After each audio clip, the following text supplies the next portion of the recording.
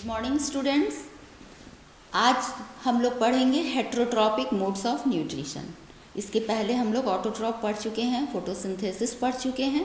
ठीक है, आज हम लोग हेट्रोट्रॉप मोड्स पढ़ेंगे।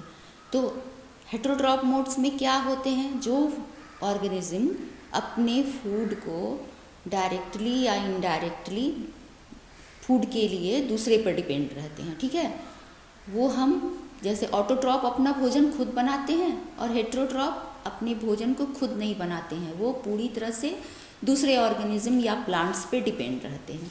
तो जो भी डिपेंड रहते हैं अदर ऑर्गेनिज्म पर, तो वैसे मूड्स को हम लोग कहते हैं हेट्रोट्रॉपिक मूड्स। क्लियर? तो हेट्रोट्रॉपिक मूड्स में हम लोग जितने एनिमल्स, ह्यूमन्स आ गए, तो पिछले क्लास में हम लोग ये पढ़ चुके हैं। आप लोग ये जानते हैं कि जो फूडिंग हैबिट होती है, जो किसी भी ऑर्गेनिज्म की, उसके हिसाब से उसको हम नाम दिए हैं। जैसे जूनियर क्लासेस में आपने पढ़ा हर्बीवोरस, कार्निवोरस, ओमनीवोरस। ये तो बताना नहीं पड़ेगा कि हर्बीवोरस केवल शाकाहारी जो भी ऑर्गेनिज्म है उनको कहा जाता है। कार्निवोरस जो मांसाहारी हैं उनको कहा जाता है। ओमनीवोरस में वो आते हैं जो दोनों खाते हैं, मांसाहारी और शाकाहारी दोनों। ठीक है, ये तो बताना नहीं है।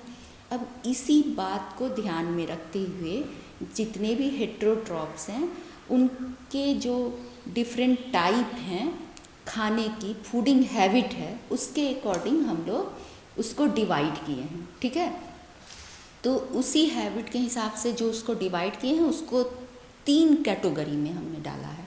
ठीक है, तो जो फूडिंग हैबिट है, अब जैसे बहुत सारे ऑर्गेनिज्म हैं मरे हुए चीज़ खाते हैं, बहुत सारे ऑर्गेनिज्म हैं जो लिविंग बॉडी से अटैच रहते हैं, बहुत तरह की हैबिटेट हैं ऑर्गेनिज्म की खाने उने की। तो उस खाने की हैबिट को लेते हुए हम लोग इसको 3 भाग में डिवाइड किए हैं। तो पहला टाइप है होलोजोइक मोड्स, होलोजोइक न्यूट्रिशन इसको कहते हैं। दूसरा है सैप्रोफाइटिक न्यूट्रिशन और तीसरा टाइप है पैरासाइटिक न्यूट्रिशन। ठीक है, इसको 1 बाय 1 हम लोग समझेंगे पहले कि ये 3 टाइप का न्यूट्रिशन जो फूडिंग हैबिट है वो कैसा है। होलोजोइक जो मोड्स हैं, जो न्यूट्रिशन है, उनके बारे में मैं बता रही हूँ पहले। तो होलोजोइक मोड्स में वैसे ऑर्गेनिज्म आते हैं जो 5 स्टेप फॉलो करते हैं। जो डाइजेशन का 5 स्टेप है, जो भी हम लोग फूड लेते हैं वो 5 स्टेप में डाइजेस्ट होता है। तो उस प्रोसेस में जो भी ऑर्गेनिज्म आते हैं उसको हम लोग होलोजोइक मोड्स में रखते हैं। ठीक है, तो वैसे उस स्टेप में जो हम लोग उसको रखे हैं वो स्टेप है क्या? तो स्टेप है इंजेशन। वैसे ऑर्गेनिज्म जो फूड को इनटेक करते हैं हम लोग इंजेशन कहते हैं। फिर उसका क्या होता है? डाइजेशन होता है सेकंड स्टेप में। थर्ड स्टेप में क्या होता है? उसका जो डाइजेस्ट हो गया उसका एब्जॉर्प्शन होता है। ठीक है, जब एब्जॉर्प्शन होता है तो उसका एसिमिलेशन होता है, बॉडी उसको यूटिलाइज करता है। डाइजेस्ट फूड को एब्जॉर्ब किया और उस एब्जॉर्ब से जो एनर्जी उसके बॉडी में बनी उससे वो अपने बॉडी को बना रहा है, तैयार कर रहा है, टूट फूट हो रहा है, अंदर कुछ बन रहा है। तो जो भी बनता है उसको हम यूटिलाइज कर रहे हैं उस एनर्जी को, तो उसको एसिमिलेशन कहते हैं। और लास्टली क्या होता है? उस जो भी वेस्ट प्रोडक्ट बनता है हमारे बॉडी में उसका बाहर निकलना भी ज़रूरी है, तो एक्सक्रीशन होता है। ये 5 स्टेप जो होते हैं वो फॉलो करते हैं कौन से ग्रुप में? होलोजोइक मोड्स में। क्लियर हो गया? इस मोड्स में ऑर्गेनिज्म जो भी इस 5 चीज़ को फॉलो करते हैं, ह्यूमंस भी हैं, एनिमल्स भी हैं, और अमीबा भी इसी कैटेगरी में आता है। ठीक है, तो पूछ सकते हैं अमीबा का कौन सा मोड है, तो उसमें होलोजोइक आप लिख सकते हैं।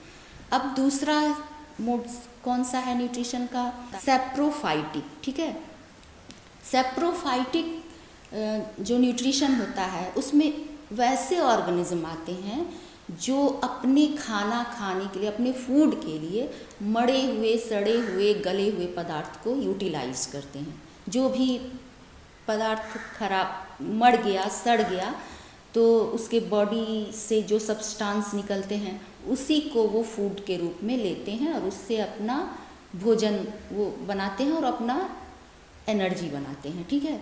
उनका हैबिट वही है, जितने भी मरे हुए डेड एंड डीके मटेरियल्स है उसके अंदर जाते हैं और उनके बॉडी से एक एंजाइम रिलीज होता है जो उस सब्सटेंस को और भी सिंपल बना देता है।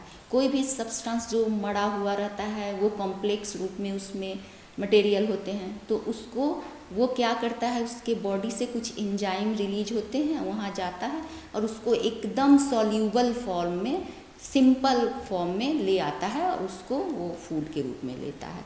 जैसे मशरूम वगैरह हुए, ईस्ट है, मशरूम है, ये सब इस कैटेगरी में आते हैं। बुक में और भी देखना, बहुत सारे नाम हैं, उसको नोट कर लेना। तो ये हो गया सेप्रोफाइटिक।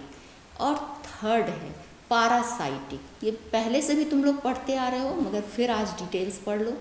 पारासाइटिक मोड में क्या होता है, दूसरे के बॉडी पे डिपेंड होकर अपना भोजन लेना, मगर इसमें एक कंपल्सन है कि वो बॉडी लिविंग होती है। सेप्रोफाइटिक में बॉडी डेड होती है और पारासाइटिक जो होते हैं ऑर्गेनिज्म वो लिविंग बॉडी के साथ अटैच रहते हैं। उनके बॉडी के साथ अटैच होके उस लिविंग बॉडी का ही न्यूट्रिशन अपने बॉडी में ले लेते हैं। वो जो न्यूट्रिशन बनाता है उसको आराम से बैठे बैठे वो ले लेते हैं। उनको कोई मेहनत नहीं करनी पड़ती, कुछ भी नहीं करना पड़ता, वो उनके बॉडी से अपना भोजन लेते रहते हैं और बहुत लंबे समय के बाद वो अपने होस्ट बॉडी को जिससे ले रहे हैं उसको बीमार भी कर देते हैं, उसको वीक भी कर देते हैं, उसकी एनर्जी कम हो जाती है। तो वैसे कैटेगरी में कौन कौन से हैं, जैसे बाल में जुएँ होती हैं वो होते हैं, वर्म्स होते हैं, टेप वर्म्स होते हैं, ये सब जो होते हैं वो हमारे बॉडी में अटैच होकर हमारे बॉडी से ब्लड को सक करके अपना न्यूट्रिशन लेते हैं, हमारे न्यूट्रिशन से वो अपना न्यूट्रिशन लेते हैं। तो ऐसे में क्या होता है, कुछ इनर भी होते हैं और कुछ आउटर भी होते हैं। हमारे बॉडी के अंदर भी वैसे कुछ पैरासाइट होते हैं, जैसे वर्म्स वगैरह जो इंटेस्टाइन में होते हैं और ब्लड सक करके हमें वीक बनाते रहते हैं और अपना भोजन लेते रहते हैं। आउटर में लीच हैं, फिर उसके लाइस हैं, फिर उसके बाद आपको मॉस्किटो वगैरह भी आते हैं जो बाहर से सक करते हैं, ब्लड को बाइट करते हैं। तो वैसे ऑर्गेनिज्म जो इनर भी होते हैं और आउटर भी हमारे बॉडी से अपना भोजन लेते रहते हैं। तो ऐसे ऑर्गेनिज्म को रखा गया है पैरासाइट के कैटेगरी में, ठीक है। तो 3 तरह के ऑर्गेनिज्म हो गए, मोड्स हो गया न्यूट्रिशन का, एक होलोजोइक, सेप्रोफाइटिक और पैरासाइटिक। तो ये तीनों मोड्स का एग्जाम्पल आप लोग और भी बुक से देख लीजिएगा और कैसे होता है ये तो क्लियर हो गया। अब हम लोग पढ़ेंगे अगले क्लास में हम लोग अमीबा के बारे में पढ़ेंगे, न्यूट्रिशन इन अमीबा कैसे होता है, ठीक है। तो तब तक के लिए थैंक यू।